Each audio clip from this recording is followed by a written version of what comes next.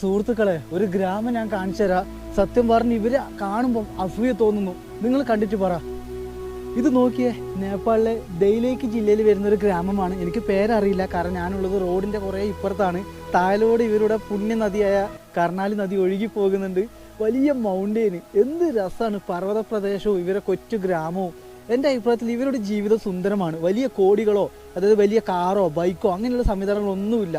Current connection പോലും ആ ഗ്രാമത്തിലില്ല. സോളാറിൽ മാത്രം.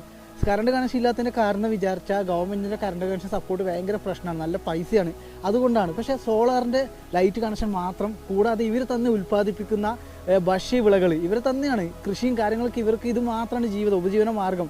കൃഷി, കന്നുകാലി വളർത്തൽ, അത് കൂടാതെ തന്നെ ശ്വസിക്കുന്ന വായു വരെ അത്രയും സുന്ദരവും ഒറിജിനൽ വായുവാണ്, കെമിക്കലൊന്നുമില്ല. താഴെയിലൂടെ ഒരു പാലമുണ്ട്, അതിലൂടെ പോകുന്ന ഈ നദിയിൽ നിന്ന് മീൻ പിടിച്ചും ഇവരെന്താണ് ഭക്ഷിക്കാറുണ്ട്. ഈ ഒരു കാഴ്ച ഇഷ്ടപ്പെട്ടാൽ കൂടെ നിൽക്കുക.